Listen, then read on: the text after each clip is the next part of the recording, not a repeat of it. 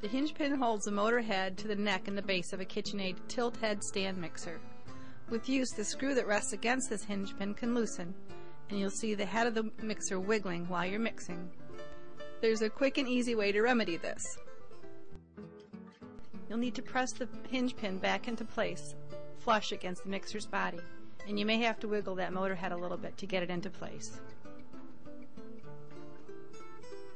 Remove the bowl, lock the mixer head, and unplug your stand mixer.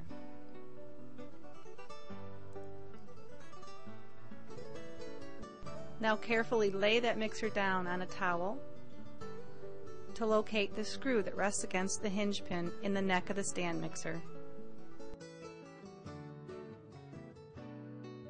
You'll use a flathead screwdriver to tighten the screw against the hinge pin, raise the stand mixer up, tighten your bowl back into place,